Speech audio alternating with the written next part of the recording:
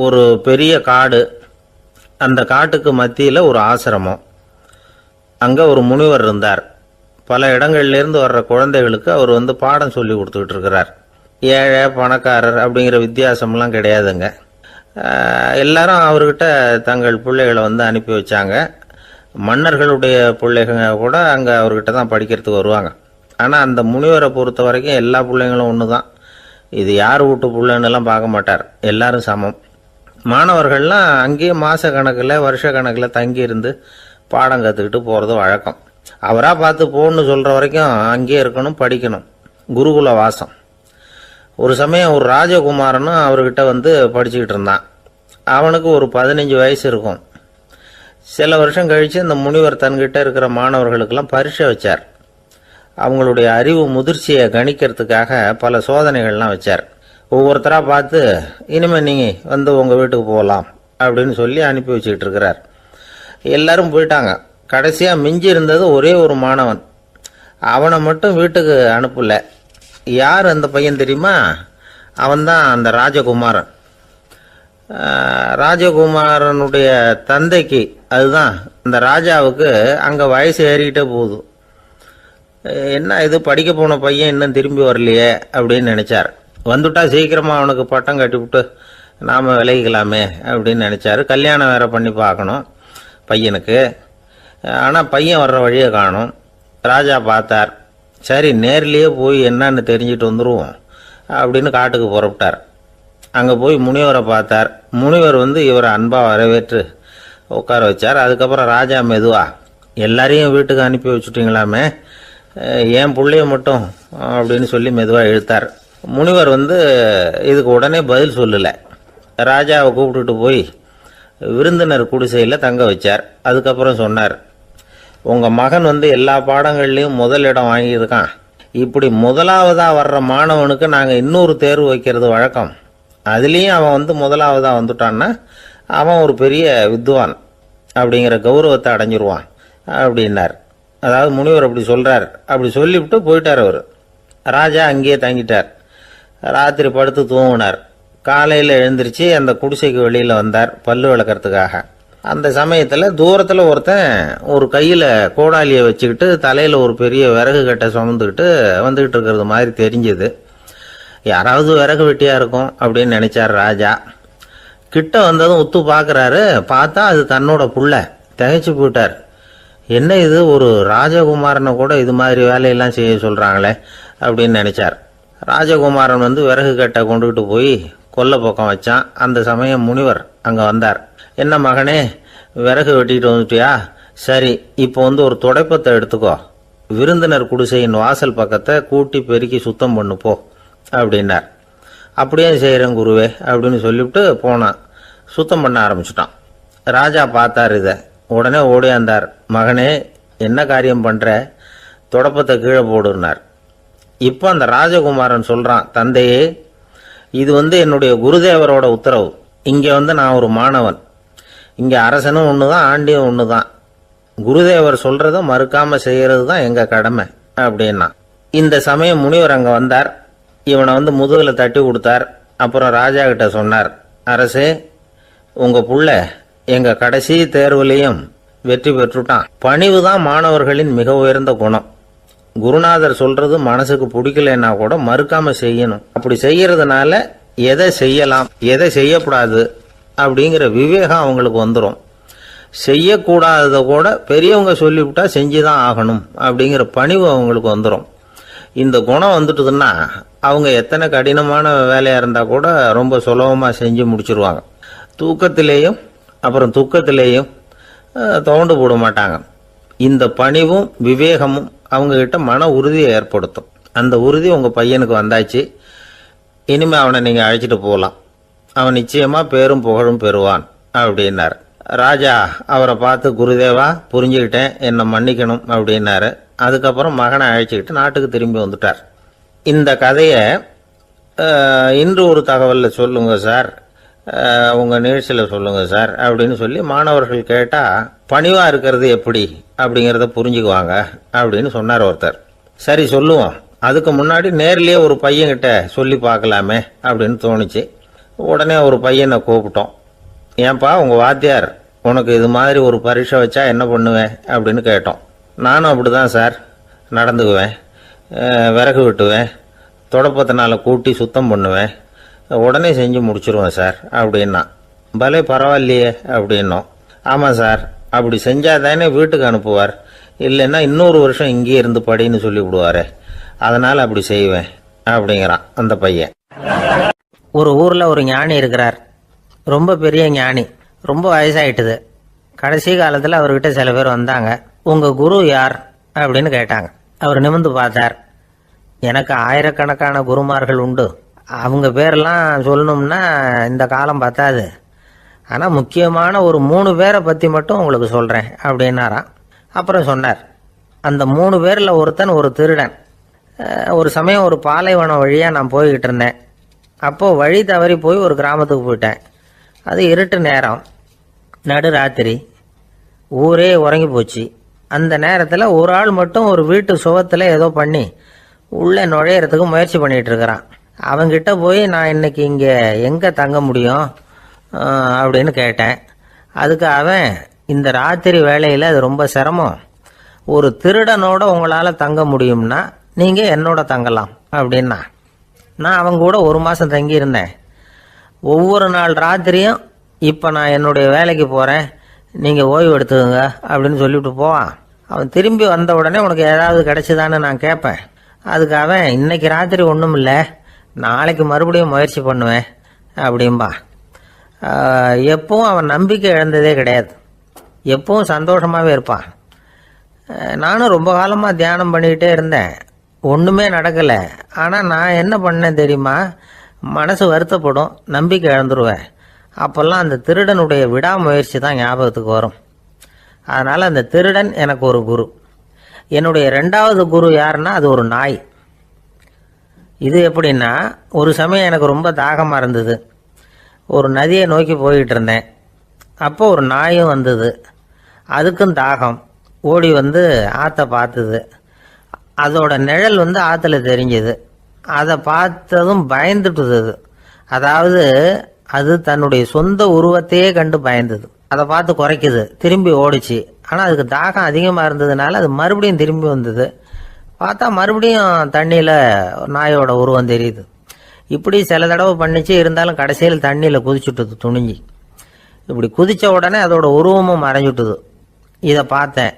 நான் என்ன புரிஞ்சுக்கிட்டேன்னா, எவ்வளவுதான் பயம் இருந்தால் கூட ஒருத்தன் தைரியமாக காரியத்தில் இறங்கணும் அப்படிங்கிறத புரிஞ்சுக்கிட்டேன்.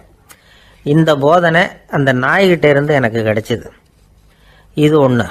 அடுத்தது என்னுடைய 3வது குரு யாருன்னா அது ஒரு சின்ன குழந்தை. நான் ஒரு சமயம் ஒரு நகரத்துக்கு போனேன்.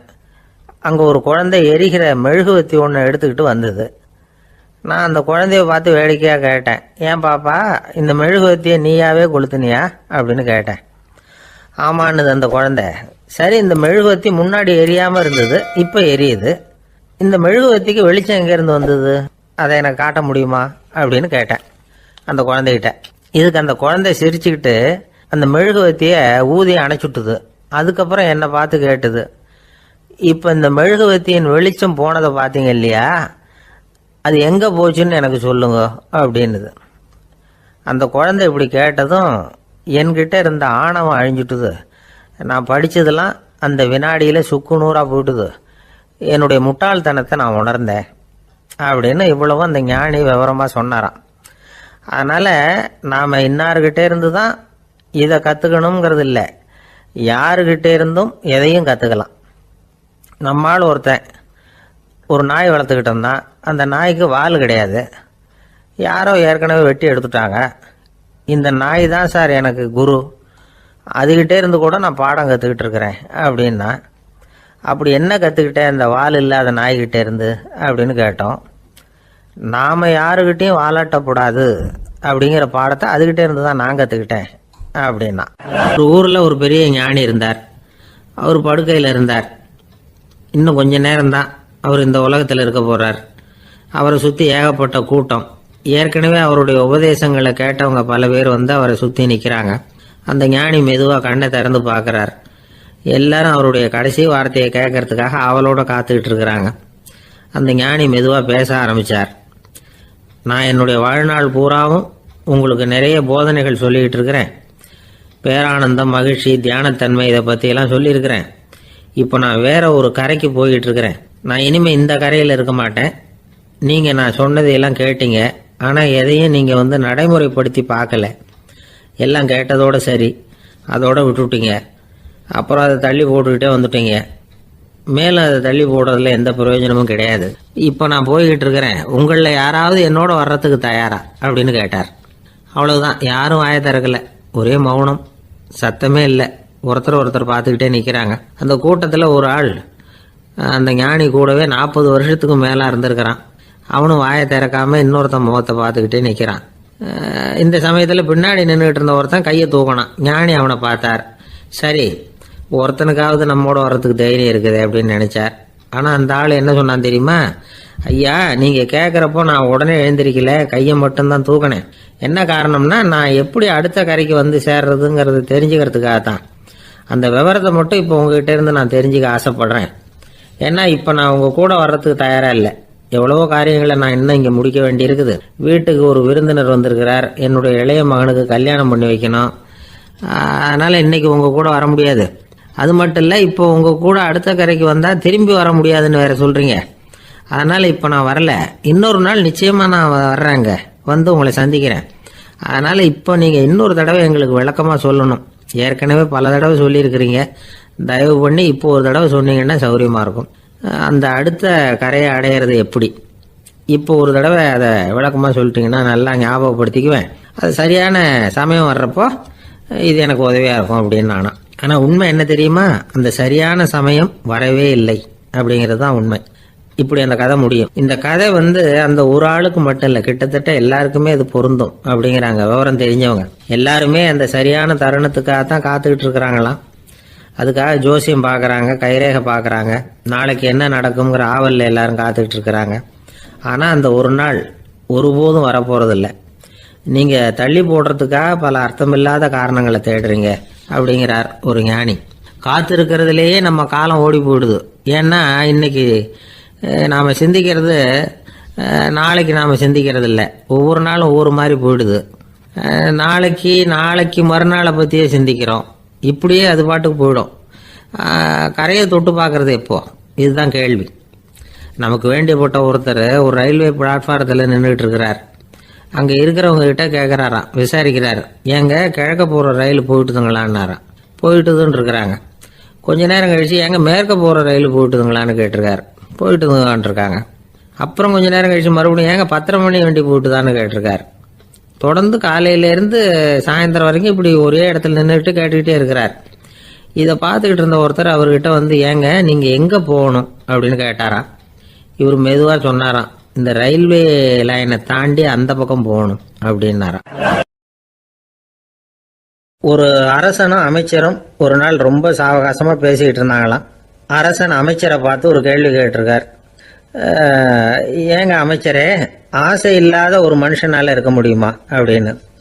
ஏன் முடியாது? துறவி அப்படிங்கிறவங்கெல்லாம் அப்படிப்பட்டவங்க தானே அப்படின்னாராம் அமைச்சர். அவங்கெல்லாம் உண்மையிலேயே ஆசையை விட்டவங்க தானா அப்படின்னு கேட்டாராம் ராஜா.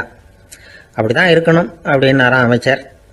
அப்படின்னா ஆசையே இல்லாத ஒரு உண்மையான துறவியை நான் பார்க்கணுமேன்னார். அது என்ன பிரமாதம், அதுக்கு நான் ஏற்பாடு பண்ணுறேன் அப்படின்னு விட்டார் இவர். சொல்லிவிட்டு உடனே புறப்பட்டு போனார். அங்கே எங்கே தேடினார். அப்புறம் தான் அவருக்கு புரிஞ்சுது உண்மை துறவியை கண்டுபிடிக்கிறது எவ்வளவு கஷ்டமான காரியம்னு. இருந்தாலும் ராஜா கிட்ட சொல்லியாச்சே, உண்மை துறவியை காட்டுறேன்னு. இப்போ என்ன பண்ணுறது? ராஜா கிட்ட சொன்னபடி நடக்கலைன்னா அவருக்கு கோபம் வந்துடும். அமைச்சர் ஒரு யோசனை பண்ணார். அவருக்கு ஒரு வழி தெரிஞ்சுது. அதுதான் சரின்னு முடிவு பண்ணார். அதாவது அந்த ஊரில் அவருக்கு தெரிஞ்ச நாடக நடிகர் ஒருத்தர் இருக்கிறார், நல்லா நடிப்பார். அவரை போய் பார்த்தார். இதை பாருப்பா, எனக்காக நீ ஒரு காரியம் செய்யணும்னார். என்னன்னு கேட்டார் அவர். நீ ஒரு துறவி மாதிரி கொஞ்ச நேரத்துக்கு நடிக்கணும். ராஜா உன்னை பார்த்துட்டு போகிற வரைக்கும் நடி, அது போதும். அதுக்காக உனக்கு 10,000 ரூபா தரேன் அப்படின்னார். அவர் எந்த காலத்தில் இவ்வளவு பணத்தை மொத்தமாக பார்த்துருக்கார். அதனால் உடனே சரின்னு ஒத்துக்கிட்டார். அமைச்சர் அரண்மனைக்கு திரும்பி வந்தார். என்ன அமைச்சரே, இன்னுமா ஒரு உண்மையான துறவி கிடைக்கலன்னார். உண்மையான துறவி ஒருத்தரை இப்போ தான் கொஞ்ச நேரத்துக்கு முன்னாடி பார்த்து பேசிவிட்டு வர்றேன். அவர் நம்ம ஊருக்கு வெளியில் குளத்தங்கரையில் உள்ள ஒரு ஆலமரத்துக்கு அடியில் உட்காந்துருக்கிறார் அப்படின்னார் இவர். அப்படின்னா உடனே புறப்படுங்க அப்படின்னார் ராஜா. பரிவாரங்களோடு புறப்பட்டார். அங்கே அந்த மரத்தடியில் அந்த ஆள் வேஷம் போட்டுக்கிட்டு துறவி மாதிரி உட்காந்துருக்கிறான். ராஜா நேராக போனார். அந்த துறவி காலில் பொத்துன்னு விழுந்து வணங்கினார். உடனே ராணி அவர் காலில் விழுந்தாங்க. அடுத்தபடியாக அமைச்சர் விழுந்தார். அவருக்கு தெரியும் இது நம்ம ஆள் தான்னு. இருந்தாலும் என்ன பண்ணுறது, நேரம். அப்புறம் பரிவாரங்கள்லாம் துறவி காலில் விழுந்து ஆசீர்வாதம் வாங்கிட்டாங்க. ராஜா அப்புறமா தங்கத்தட்டில் பொன்னையும் பொருளையும் வச்சு அந்த துறவிகிட்ட ரொம்ப பணிவாக நீட்டுறார். தாங்கள் தயவு பண்ணி இதை ஏற்றுக்கணும் அப்படின்னு வேண்டிக்கிட்டார். அந்த துறவி பற்று இல்லாமல் அதை பார்த்தார். எல்லாத்தையும் திறந்துட்ட எனக்கு இதெல்லாம் எதுக்காக அப்படின்னு சொல்லி அதை மறுத்துட்டாராம். ஆஹா, உண்மையான துறவியை பார்த்துட்டோம் அப்படிங்கிற ஆனந்தம் அரசருக்கு. ரொம்ப நிம்மதியாக திருப்தியாக திரும்பி வந்தார் அரண்மனைக்கு. அதுக்கப்புறம் அமைச்சர் யாருக்கும் தெரியாமல் அந்த துறவிகிட்ட ஓடினார். சொன்ன பிரகாரம் பணத்தை நீட்டினார். இந்தப்பா, நான் உங்ககிட்ட சொன்னபடி 10,000 ரூபா பணம் எடுத்துக்கோ அப்படின்னார். அந்த ஆள் ராஜா கிட்ட சொன்னது மாதிரியே எல்லாத்தையும் திறந்துவிட்ட எனக்கு இதெல்லாம் எதுக்காக வேணாம் அப்படின்னு விட்டாரான். நடித்த வரைக்கும் போதும்ப்பா, இனிமேல் இந்த நாடக வசனம்லாம் வேணாம், வேஷத்தை கலைச்சிரு, பணத்தை வாங்கிக்கோன்னார். இல்லைங்க, இது வேஷம் இல்லை, இது வசனமும் இல்லை, இது உண்மை. கொஞ்ச நேரம் துறவி மாதிரி நடித்ததுக்கே இந்த தேசத்து ராஜா, ராணி, அமைச்சர், பரிவாரங்கள் எல்லாம் என் காலில் விழுந்து வணங்குறாங்க. அப்படின்னா உண்மையான துறவியாக இருக்கிறது எவ்வளவு பெருமையான விஷயம். நான் உண்மையான துறவியாக ஆக போகிறேன், அப்படி முடிவும் பண்ணிட்டேன் அப்படின்னார் அந்த நடிகர். வேஷம் கூட எப்படிப்பட்ட விளைவுகளை உண்டு பண்ணுது பார்த்தீங்களா. நம்மால் ஒருத்தன் ரொம்ப வசதியாக தான் இருந்தான். ஒரு நாள் அவன் சொத்து பூரா திருட்டு போயிட்டுது. அதுக்கப்புறம் இவன் துறவி மாதிரி ஆயிட்டான். ஊர் ஊராக சுற்றினான். ஒரு குருநாதரை தேடி கண்டுபிடிச்சான். அவர்கிட்ட சீடனா சேர்ந்துக்கிட்டான். அவனை பார்த்து ஒருத்தர் கேட்டார், நீ உண்மையான சீடன் தானான்னு. இல்லைங்க, சீடன் மாதிரி நடிச்சுக்கிட்டு இருக்கிறேன் அப்படின்னா. அது குரு துரோகம் இல்லையா அப்படின்னு கேட்டார் அவர். இல்லைங்க, நான் பண்ணது குரு துரோகம் இல்லை, என் குரு பண்ணது தான் துரோகம். என்னுடைய பணத்தை கொள்ளையடிச்சது இவர் தான். அதை எங்கே வச்சிருக்காருன்னு கண்டுபிடிக்கிறதுக்காக தான் இவர்கிட்ட வந்து சீடனா சேர்ந்துருக்கிறேன் அப்படின்னானா. ஒரு நாள் காலை நேரம் ஒரு குரு படுக்கையை விட்டு எழுந்திருக்கிறார். உடனே சீடர்களை பார்த்து எல்லாரும் இப்படி வாங்கங்கிறார். எல்லாரும் வர்றாங்க வேகமாக. என்னங்க வேணும் உங்களுக்கு அப்படிங்கிற மாதிரி எல்லாரும் குருவை பார்த்தாங்க பயபக்தியோட. குரு அந்த சீடர்களை பார்த்து, இதை பாருங்கள், இப்போ நான் ஒரு சிக்கலான விவகாரத்தில் மாட்டிக்கிட்டு இருக்கிறேன், அதை நீங்கள் தீர்த்து வச்சா நல்லதுன்னார். சீடர்களுக்கு ஒன்றும் புரியல. என்ன இது இவர் இப்படி சொல்கிறாரு, நமக்குள்ள எல்லா விவகாரங்களையும் தீர்த்து வைக்கிறவர் நம்ம குருநாதர், அவருடைய விவகாரத்தை நாம் தீர்த்து வைக்கிறதா, ஆச்சரியமாக இருக்குதே, குருநாதருக்கே சிக்கலா அப்படின்னு யோசனை பண்ண ஆரம்பித்தாங்க.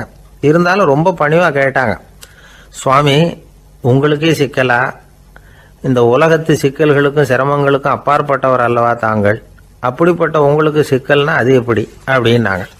எனக்கு ஏற்பட்டிருக்கிற சிக்கல் அவ்வளவு பெருசு, ரொம்ப பெரிய விவகாரம் அது அப்படின்னார் குரு. கொஞ்சம் விவரமாக சொல்லுங்க அப்படின்னாங்க இவங்க. இப்போ அந்த குரு விவரத்தை சொன்னார். அதாவது நேற்று ராத்திரி நான் ஒரு கனவு கண்டேன். அந்த கனவுல நான் ஒரு பட்டாம்பூச்சியாக மாறிட்டேன். அப்படி மாறி ஒவ்வொரு மலராக பறந்து போய் உட்காந்து தேன் சாப்பிட்டேன் அப்படின்னார். சீடர்கள் இதை கேட்டதும் ரொம்ப திகைச்சு போயிட்டாங்க. என்ன இது, இது ஒரு பெரிய பிரச்சனையா, ஒரு சாதாரண கனவு கண்டதுக்காகவா இந்த காலை வேளையில் நம்மளையெல்லாம் குருநாதர் இவ்வளவு அவசரமாக கூப்பிட்டுருக்கார் அப்படின்னு நினச்சாங்க. இருந்தாலும் கேட்டாங்க, இதில் என்ன சிக்கல் சுவாமி, கனவுங்கிறது எல்லாருக்கும் வரத்தானே செய்யும் அப்படின்னார் ஒரு சீடர். சீடர்களே, பிரச்சனை அது இல்லை. நான் இன்னைக்கு காலையில் கண்ணு முழிச்சு பார்த்தப்போ நான் நானாக மறுபடியும் மாறிட்டேங்கிறத தெரிஞ்சுக்கிட்டேன். இதில் சிக்கல் என்னன்னா, இப்போ அந்த பட்டாம்பூச்சி தான் நானா ஆயிட்டதாக கனவு கண்டுகிட்டு இருக்கா அப்படிங்கிறது தான். ஒரு மனுஷன் பட்டாம்பூச்சி ஆகிறதாக கனவு காண முடியுங்கிறப்போ அந்த பட்டாம்பூச்சியும் மனுஷனா ஆகிறதாக கனவு காண முடியும் இல்லையா. இப்போ எனக்கு யதார்த்த நிலை தெரியணும், எது நிஜம்னு தெரியணும். நேற்று ராத்திரி நான் கண்டது கனவா, அல்லது இது பட்டாம்பூச்சி கண்டுகிட்டு இருக்கிற கனவா? இதுதான் குரு கேட்ட கேள்வி. இதை கேட்டதும் சீடர்கள் ரொம்ப குழம்பி போயிட்டாங்க. சுவாமி, இது வரைக்கும் நாங்கள் தூங்குறப்ப பார்க்கறது கனவுன்னும் மூழ்கிட்டு இருக்கிறப்ப பார்க்கறது நனவுன்னு நம்பிக்கிட்டு இருக்கிறோம். இப்போ எங்களை ரொம்ப குழப்பிட்டீங்க. இதுக்கு பதில் சொல்ல எங்களுக்கு சக்தி இல்லை அப்படின்னு சொல்லிவிட்டாங்களாம். அதுக்கப்புறம் அந்த குரு சொன்னாராம், நினைவு தான் முக்கியமான அம்சம். முடிவு கட்டம்னா பகலின் நினைவுகளை விட இரவின் கனவுகளே ரொம்ப உண்மை. ஒருத்தன் தூங்க போனால் தூங்கிக்கிட்டே இருந்தால் அவன் காணும் கனவு பொய்ங்கிறத அவன் உணர மாட்டான். ஒவ்வொரு கனவும் காணும் பொழுது அது ரொம்ப உண்மையாக தான் தெரியுது. ஒரு கனவு கூட உண்மை இல்லைன்னு கனவுல தோன்றுவதே இல்லை அப்படின்னார் குரு. அகில வாழ்வு அத்தனையும் சொற்பனம் கண்டாய் அப்படிங்கிறார் தாயுமானவர். ஆகையினால நம்ம கனவுலேருந்து நாம் என்னைக்கு முழிச்சிக்க போகிறோம் அப்படிங்கிறது தான் ஒரு முக்கியமான கேள்வி. ஒருத்தர் வந்தார், காலில் கட்டோடு வந்தார். என்னங்க காலில் கட்டுன்னு? சார், நேற்று ராத்திரி தூக்கத்தில் எங்கள் வீட்டு கூரையில் ஏணியை சாத்தி வச்சு இறங்கினப்போ வழுக்கி விழுந்து காலை உடச்சிக்கிட்டேன்னார். உங்கள் வீட்டில் தான் ஏணியே கிடையாது சார் அப்படின்னு. உண்மைதான் சார், நான் கீழே விழுந்து முழிச்சுக்கிட்டதுக்கு அப்புறம் தானே ஏணி இல்லைங்கிறது எனக்கு ஞாபகம் வந்தது அப்படின்னார். பக்தின்னு சொல்கிறோம் இல்லையா, அது 3 வகைப்படும் அப்படிங்கிறார் ஒரு பெரியவர். அது என்ன 3 வகைன்னா, தெய்வ பக்தி, அடியார்கள் பக்தி, குரு பக்தி. அடியார் பக்தியை விட தெய்வ பக்தியை விட குரு பக்தி தான் ரொம்பவும் சிறந்ததுங்கிறார் அவர். தெய்வத்துக்கிட்ட செஞ்ச பாவம் குருநாதர்கிட்ட தீர்ந்துருமா, குருநாதர்கிட்ட செஞ்ச பாவம் தெய்வத்துக்கிட்ட போனாலும் தீராதான். இப்படி பெரியவங்களாம் சொல்லி வச்சிருக்கிறாங்க. ஒரு காடு, அங்கே அயோத தௌமியர் அப்படின்னு ஒரு தபோதனர். அவர் பல மாணவர்களை ஒன்றா சேர்த்து ஒரு குருகுலம் நடத்திக்கிட்டு இருக்கிறார். பல தரப்பட்டவங்க பல திறப்பட்டவங்க மாணவர்கள் அதில் சேர்ந்து படிச்சுக்கிட்டு இருக்கிறாங்க. பாஞ்சால ராஜகுமாரன் ஒருத்தனும் அந்த குருகுலத்தில் சேர்ந்து படிச்சுக்கிட்டு இருக்கிறான். அவன் பேர் ஆருணி. பெரிய இடத்து புள்ள, இருந்தாலும் படுப்பில் ரொம்ப கெட்டிக்காரனாக இருந்தான். அவன் தான் அங்கே முதல் மாணவன். ஒரு நாள் குருநாதர் அந்த அரசகுமாரனை கூப்பிட்டார். நம்ம குருகுலத்துக்கு சொந்தமான வயலில் தண்ணீர் பெருகி வெள்ளம் பயிரை அழிக்குதான், அதனால் நீ போய் மடையை அடைச்சிட்டு வந்துரு அப்படின்னார். அந்த அரசகுமாரன் உடனே புறப்பட்டான். குருநாதர் சொல்லிட்டார்ல, உடனே புறப்பட்டான். நான் பெரிய இடத்து பிள்ளையாச்சே, ராஜகுமாரனாச்சே, ரொம்ப செல்வாக்கூட வளர்ந்தவனாச்சே, நான் போய் வயலில் இறங்கி வேலை செய்கிறதா அப்படின்னுலாம் அவன் நினைக்கல. குருநாதர் கட்டளையை நிறைவேற்ற வேண்டியது நம்ம கடமை அப்படின்னு நினச்சான். உடனே ஒரு மண்வெட்டியை துவக்கி தோளில் வச்சுக்கிட்டு புறப்பட்டு போயிட்டான். வயலுக்கு போனான். பார்த்தான், தண்ணி கரையை உடச்சிக்கிட்டு வயலுக்குள்ளே ஏகமாக பாஞ்சிக்கிட்டு இருக்குது. இவன் மண்வெட்டியால் களிமண்ணை புல்லோடு சேர்த்து புல் பத்த மாதிரி வெட்டி வெட்டி போட்டான். இருந்தாலும் மடையை அடைக்க முடியல. தண்ணி அதை மீறி வந்துக்கிட்டே இருக்குது. தண்ணி வேகமாக வயலுக்குள்ளே போய்கிட்டே இருக்குது. போடுற பத்தையெல்லாம் கரைஞ்சி கரைஞ்சி போயிட்டுருக்கு. இருந்தாலும் இவன் தன்னுடைய முயற்சியை கைவிடலை. வெட்டி வெட்டி போட்டுக்கிட்டே இருக்கிறான். காலையில் அங்கே போனவன் சாயந்தரம் வரைக்கும் இப்படி செஞ்சுக்கிட்டு இருக்கிறான். உடம்பும் மனசும் ரொம்பவும் சோர்ந்து போச்சு. இருந்தாலும் குருநாதர் இட்ட கட்டளையை நிறைவேற்றாமல் இருக்கிறோமேங்கிற ஒரு குறை அவனுக்கு இருக்குது. குரு கட்டளையை நிறைவேற்றாத நான் இன்னமும் இருக்கணுமா அப்படின்னு யோசனை பண்ண ஆரம்பிச்சிட்டான். என்ன செய்யலாம்னு பார்த்தான். நம்ம குருநாதர் இட்ட பணிக்காக இந்த உடம்பையே தியாகம் பண்ணலாம் அப்படின்னு முடிவு பண்ணான். தண்ணி பாயுதில்ல, அதுக்கு குறுக்க விழுந்து அப்படியே மடையை அடைச்சிக்கிட்டு அப்படியே படுத்துட்டான். இது மற்றவங்களுக்கு தெரியாது. அன்னைக்கு ராத்திரி ஒரு விளக்கு முன்னாடி உட்காந்து குருநாதர் பிள்ளைங்களுக்கு பாடம் சொல்லி கொடுத்துக்கிட்டு இருக்கிறார். வரிசையில் இருக்கக்கூடிய ராஜகுமாரனை காணலை. நம்ம ஆருணி எங்கே போனா அப்படின்னு சொல்லி மற்ற மாணவர்களை விசாரித்தார்.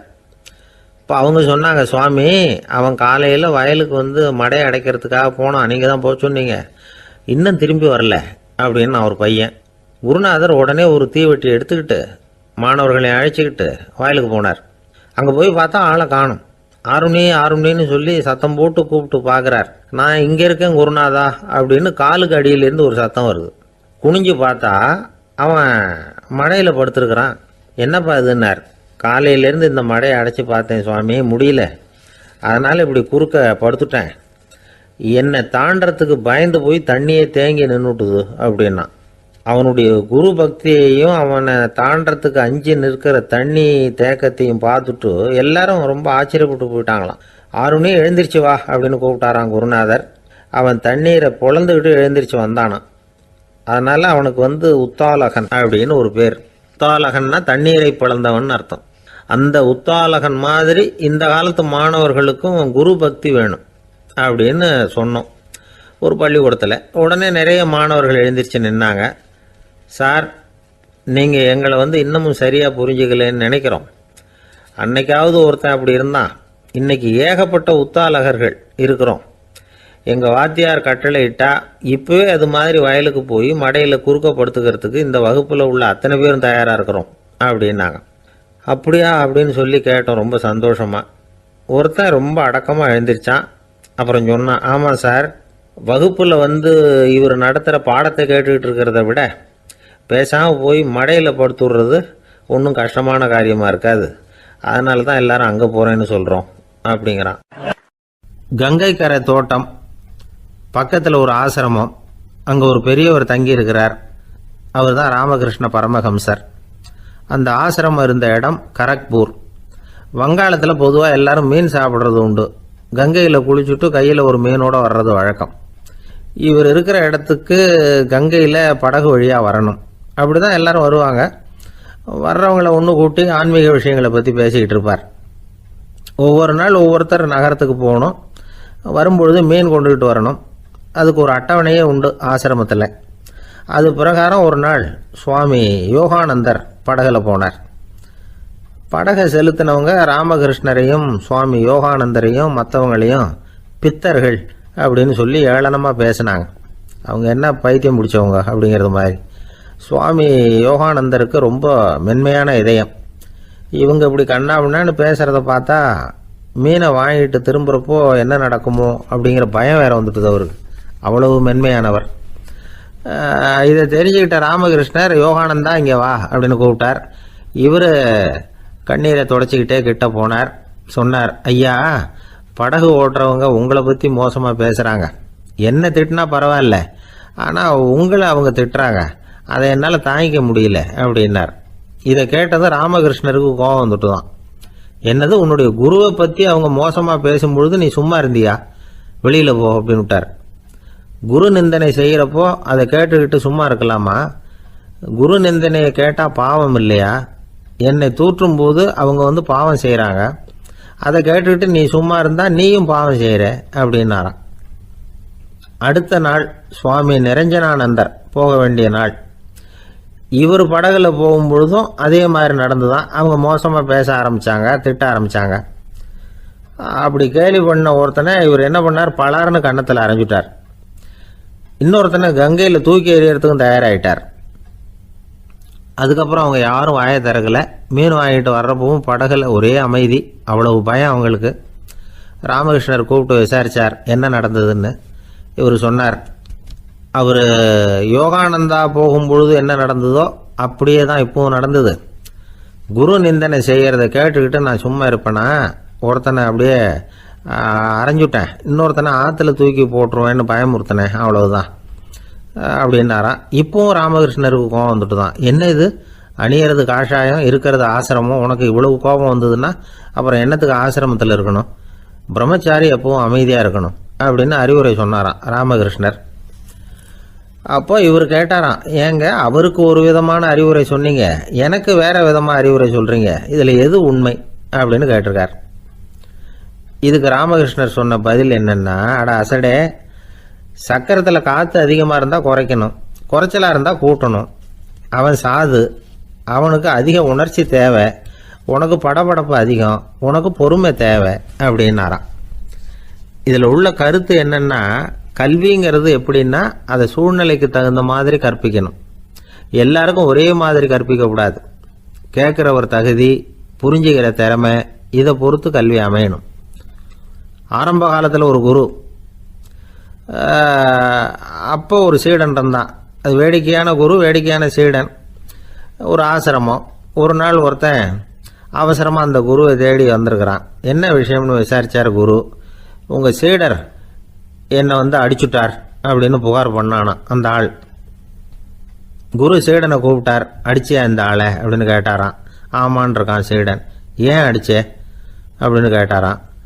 இந்த ஆள் உங்களை பற்றி மட்டமாக பேசிவிட்டான், என்னால் அதை தாங்கிக்க முடியல, அதனால தான் அடிச்சுட்டேன் இருக்கான். அப்படி என்ன பேசினா அப்படின்னு கேட்டாராம். உன்னுடைய குருநாதர் இப்பெல்லாம் அர்த்தமில்லாமல் பேச ஆரம்பிச்சிட்டார் அப்படின்னு சொல்லிவிட்டான், அதனால தான் அடிச்சுட்டேன் அப்படின்னு நானான். அதுக்காக அடித்தே அப்படின்னாரான். நான் அதுக்காக அடிக்கலை குருவே, இப்பெல்லாம் நீங்கள் அர்த்தமில்லாமல் பேசுகிறதாக அவன் சொல்கிறான், அப்படின்னா இதுவரைக்கும் நீங்கள் அர்த்தத்தோடு பேசினதாக